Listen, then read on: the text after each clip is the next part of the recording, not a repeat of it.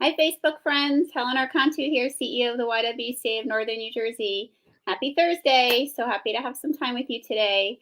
Our regulars know that Thursday is the day that we take our YWTV platform and share the mic now with Black women in our community to amplify their voices. And I have just been the beneficiary of at this point, way over 100 wonderful conversations with Black women in our community. And I'm so grateful to have another one, lined up today with Crystal Burns.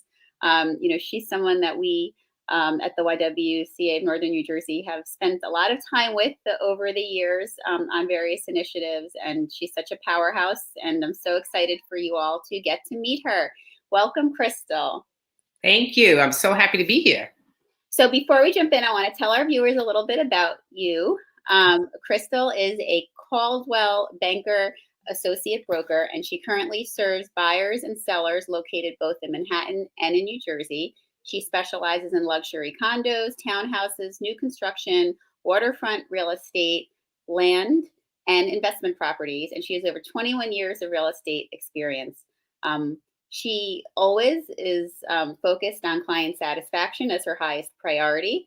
And she works hard to make sure that the entire home buying and selling experience is productive and enjoyable for her clients.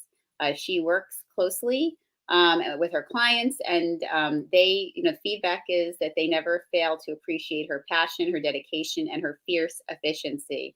I'd also have to say, if you following her on social media, and if you're not, you should be after today. We'll make sure you have links on how to connect and get to her. She is so creative. And I think that's also what really, we'll talk about that, but what, makes her, I think, sets her apart, from others in this field. She's incredibly well-versed in the area's housing market and always manages to find her clients those hidden gems that other agents tend to overlook. So with that, welcome, Crystal. So happy to have you. Thank you, Helen. Thank you so much. And I couldn't have said that better myself. No. Well, you have a amazing reputation because of your professionalism and your efficiency, and again, just making it such a great experience for those that work with you. So let's start with the obvious. There's so much to talk about, but let's just talk about the obvious. I mean, because all you have to do is know someone who's working in real estate, or know someone who's selling something, or flip on the news to see that the housing market is red hot. Red hot. And how wacky is that? I mean, that's not that is that something that we ever would have expected to come out of this strange time that we're in? So I really think that people just sitting at home and like looking at the same four walls day in and day out and just really feeling locked in made them realize we need more space, or we need to downsize, or whatever direction they choose to go. And I think people became more intimate with their homes in the last 12 months than they probably have in many years. So I think that was a huge spur, not to mention obviously interest rates being rock bottom and all the other little things that just seem to align, you know what I mean, during that time. So the market is not for the faint of heart right now. Anybody who is venturing in, finances in order is a must. I just had a bidding war the other day, and I said to my client, everything you're offering this particular seller is everything I would want to see if this was my listing. And believe it or not, she lost. She didn't get it. So, it was her first try. I told her, it's, when you find something you love, it's hard, but what you want is out there. And I've been known to win many a bidding war, but again, the terms right now are off the charts. Yeah, and I have to say, it's so funny. When I started, purchasing real estate, years ago, I realized that it's it's kind of like falling in love, right? So Absolutely. you find a place, you like step into it, and suddenly your mind brings you into a whole different dimension, and you immediately have a dream attached to it, and then Right. it just becomes something you hold on to, like a high school boyfriend or girlfriend or something like that. And then if God forbid it doesn't work out, you can, feel devastated beyond belief, and like you don't want to keep looking because you're like, I can never deal with that heartbreak again. And so I think Right now, I prepare my clients. You know what? It's possible you're not going to get that first house that you really love. So let's reprioritize, let's be focused, and let's understand we're going kind of like to war right now. well, that's what I was thinking, is that your role is not just about knowing the market, but Exactly. it really is like being a bit of a social worker and a counselor for your buyers also, which I know is part of what really sets you apart from others, because you have such a lovely way to connect, because it is heartbreaking. I know Hollis is watching and she's like, that it's funny but true, but it is true. I mean, I remember looking at a condo in Edgewater my first time I purchased something, and I laid on my bed and sobbed. I'm like, but I had my whole life planned in that You place. saw yourself in that room. I know. Yeah. And P.S. And I always say this to people now, looking back, it worked out fine because I loved where I ended up, even better. But at the time, you're just so I can imagine that there's a lot of skill in not only knowing the market and Right. skills, but that kind of interpersonal piece. It's so important. People, and now too, the inventory is so lean, and people are realizing, is it time to sell my house right now? Should I wait? If you're thinking about it, if you have another place to go, it's the time, because buyers are out there. Typically, in a marketplace like Teaneck, you would see right now, spring market, about 100, 150 homes on the market. It's like 50 homes on the market. Wow. And maybe 30 of them are under contract. Like, you know what I mean? It's crazy. So what actually makes a deal right now in this market? Like what? Well, like what I is it said that to we you, should I plan for? had a buyer who had the best credentials, 20% down. She bumped up her down payment. She wanted to waive her appraisal, which I never recommend. Never. Because if you waive that appraisal, you have to come up with the difference between the price and the appraised value, because the bank is only going to give you the percentage of the appraised value that you are pre-approved for. So it's just, it's mind-boggling. I'm seeing people take out that appraisal contingency and state that they will put the difference down. I mean, I don't recommend that, because I like my clients buying and having equity. You know what I mean? So that, and I'm also seeing cash. Obviously, cash often is king, but the mindset of cash buyers tends to be, oh, I want it at a bargain. So nowadays, if you're cash, you have to be literally paying the right price for it, not a discount because you're cash. And I'm seeing people also waive inspections. Who does that? You want the knowledge of knowing, what am I looking at? You know what I mean? I say to my clients, listen, how bad do you want it? Like, let's get down and dirty. I would never waive an inspection. I would always say what you want to do is you'll inspect the main things, and you reserve the right to, go back with a specialist or whatever, is going on with the house, because home ownership is not a game. It's a serious thing. It could be a wonderful thing, but if you buy wrong, it could just, not be good. We've all seen the movie The Money Pit, so Exactly. we know where it could go. Right. So you talked a lot about from the buyer's perspective. So what about people that are sitting home right now and thinking about selling? Like you said, if you have some place to go, then this is the time to consider it. But, when you're thinking about it, I know that a really big thing is, staging your house, right? And making sure your house looks presentable. How do you know that your house is ready for that process, or what do you need to do to get it ready? Because it sounds like, if you can do it now, you need to move fast and act. Right, and get that decluttering happening. I walked into a house the other day that my client's like, "I'm ready," and I'm like, "No, you're not. There's so many things we would like this to look like to have it picture perfect." Because the average buyer, well, any buyer, starts their search online and looking at pictures. So if we don't have you staged and looking, the Immaculate. best, it's just not gonna you're not gonna draw the crowd that you want to draw. And so I like to make sure that my staging is on point. People understand the room. I always often say to photographers I work with, I need that money shot. I need that's what's bringing me into this house shot.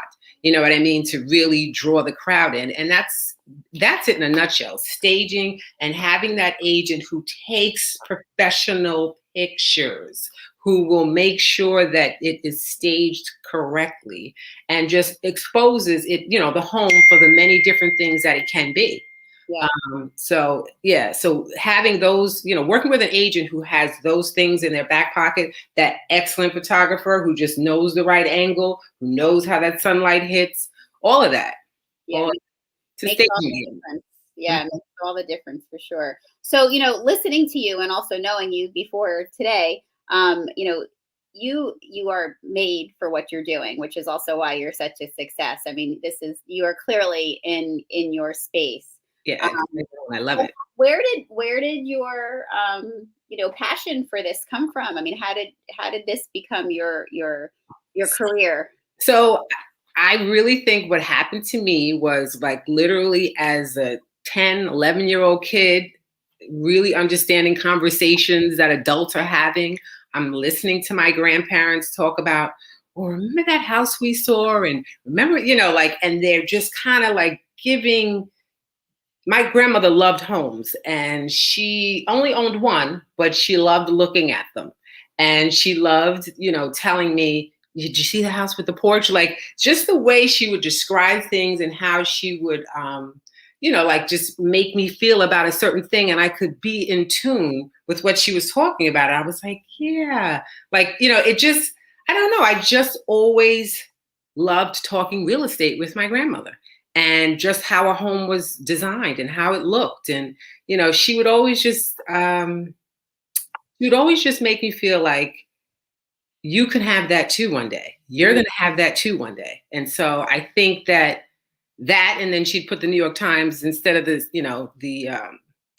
instead of the cartoons in front of me, she'd put the real estate ads in front of me. And I would describe what the apartment looked like to her. And I think too, she was trying to teach me to really have a good read, like, learn how to read. Yeah. So I used to read real estate ads all the time, especially ones in New York.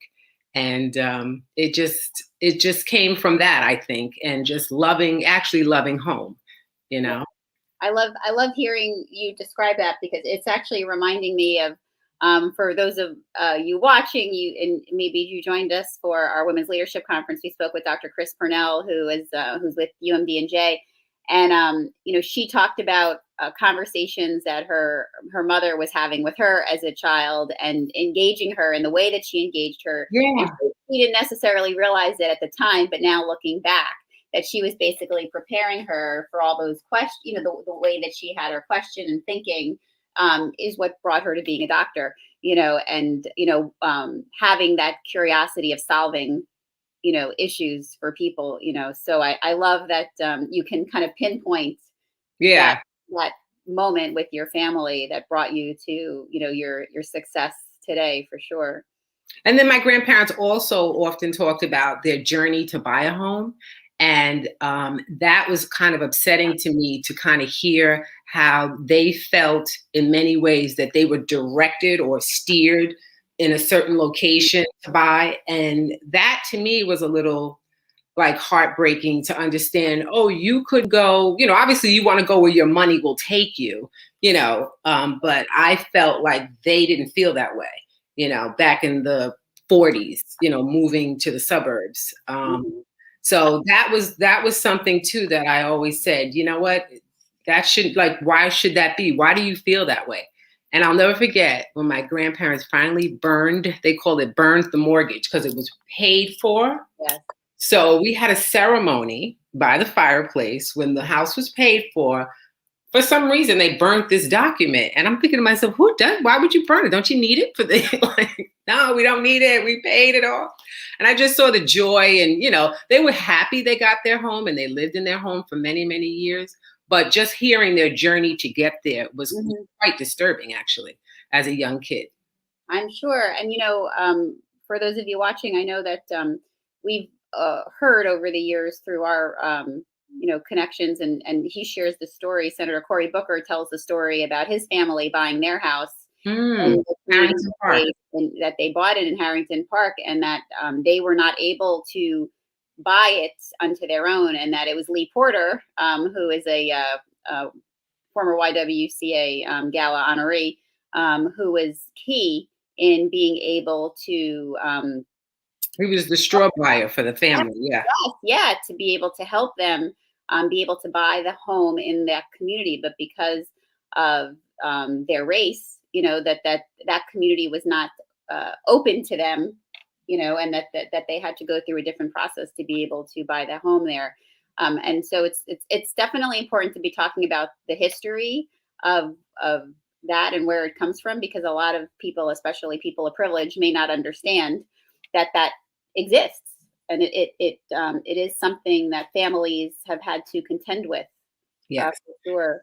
Are you seeing now in, obviously we have so much that our country is dealing with right now with, racism and civil unrest around, the way that our Black communities are being treated and the systemic racism that we're having. Are you still seeing issues like this pop up as you're navigating for your customers in different environments? I couldn't have that happen. No, I'm not. I am not seeing that from my customers. Right. I'm not. Do I believe it exists? Absolutely. Yeah. But no, I haven't seen it. You see things, but it's not because of, I think in 1968, I think we all know that was when they decided, okay, we're going to have a fair housing. I mean, I was already born. Yeah. And now we're deciding federal government is deciding fair housing is important to have so that we don't have these discriminatory things consistently happen to minorities. Well, fast forward to 2021, I feel like it's a little, how should I say? It's the unspoken word handled differently.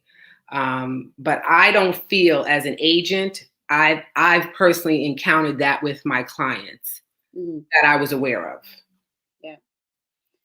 Well, the other thing I just want to make sure that I give a shout out to right now in terms of our discussion, because I know how active you've been in the process is, you were one of the founders of the Bergen County Black Business Network.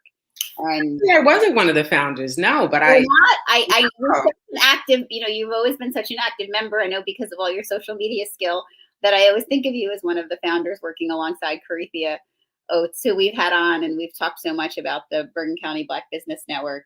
But no, when I heard about it, it was just something that just touched me. I wanted to be a part of, assisting, just working together with business, because I see myself as a Black business. Yeah. And so it just sounded just so exciting to just meet these different entrepreneurs and see, how they're operating their business. And so as soon as it was presented to me was when I, joined, but I was not a founding member. Got it. But I don't want any calls, guys. I don't want any. But I appreciate you sharing why it touched you and why you got engaged and involved with it. What do you, and I know we have Tevra Francis watching, who I know is, Congratulations. Yes, she's, she's really a beacon, for sure, in terms of supporting with Bergen in Color, her business, supporting the, Black businesses and the businesses for people of color, within our community. What do you think some of the challenges are that our Black businesses are navigating right now?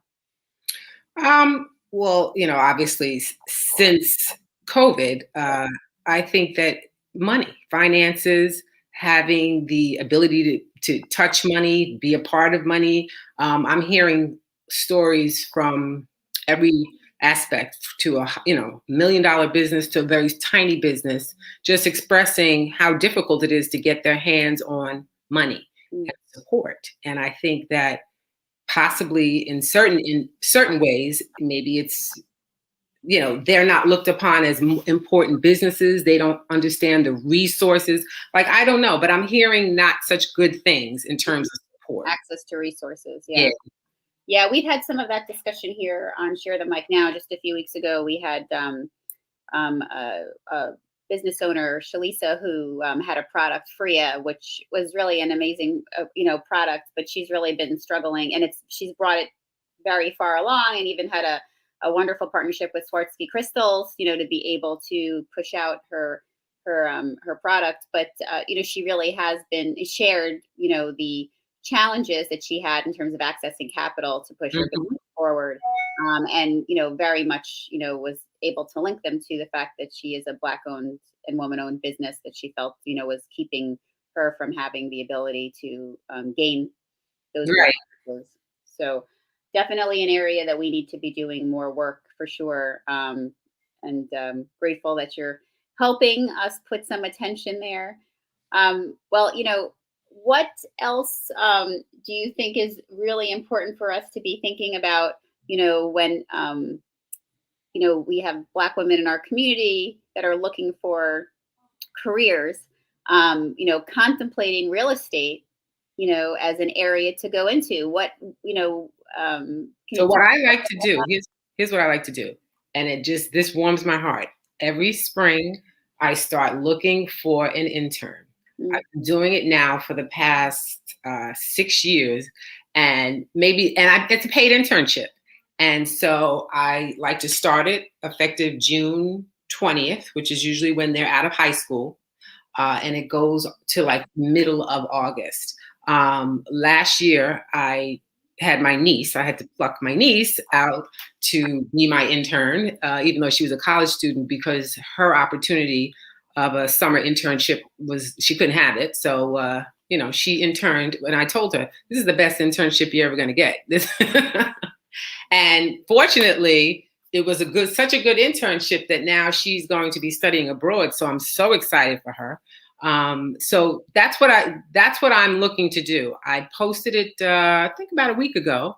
And I'm really looking for that high school senior getting ready to go to college and wants to be, in the arts, business major, whatever, but just wants a intro to real estate and understanding the business. I would really love to have, anybody know someone in high school who's thinking of doing that? It's paid, Yeah. the internship. So that's what it was. I'm so glad that you shared that opportunity, and what a tremendous opportunity it is that, for, any young women in our community, and we'll also share it with our Girls Leadership Academy. We have a number of girls that we work with that might be a good source for you also. We'll make sure that Ilian, who's our girls coordinator from our team, has the information. But, there's nothing better, than to help shape and help bring, young people into the careers. And especially, we know that so many of our careers in areas are underrepresented in terms of having Right. our Black communities and our communities of color, have professionals growing in the ranks in them. We just recently been talking about that in terms of, our mental health communities. We've been talking about that, in so many professional areas. So it's wonderful to have somebody like you who's seasoned and has, wonderful experience to share, and a paid opportunity as well, because paid mentorships or, internships are not, are unique at times as well. So we do appreciate that, and encourage all of our viewers watching to share this great opportunity, because getting to learn from Crystal about real estate is a really wonderful opportunity for anyone, for sure. So for our viewers, as I always share, YWTV is about sharing information and getting information out there, and that's you're part of that process too. I appreciate so much that Crystal could make the time. Obviously, we talked about how red hot the market is. So, and her phone is blowing up, even though she's spending this time chatting with us. I know she quickly stuck it on silence, but I know that it's still buzzing. But it's important for you all to share this conversation as well, and that's how we amplify her voice and the voices that we have with us every Thursday. So please tell someone in your life about this conversation, something that struck you for sure. And it's also possible that you can share this by copying the link and putting it out there, onto your Facebook page and sending it directly to somebody as well. And we will make sure that you know where to find Crystal Burns. And Crystal, tell us again where you are so people can find you. Oh, yes, I am in Coldwell Banker. I'm at a company called Coldwell Banker. We're located in close to Alpine area of New Jersey. And I serve basically Bergen County, Essex County, and Manhattan. Got a good reach there, a good reach for our viewers. So with that, well, look, we wish everyone a wonderful day. And now when you get off, look around your house, do some assessments. Crystal gave us. You want to sell?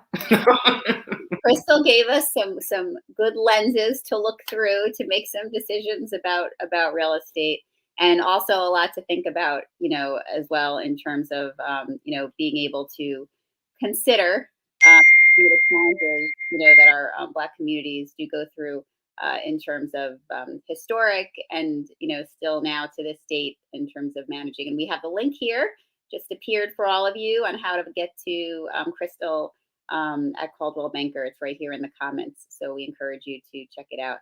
Crystal, have a great day. Thank you so much, Helen. I appreciate you. Wonderful to see you. Bye.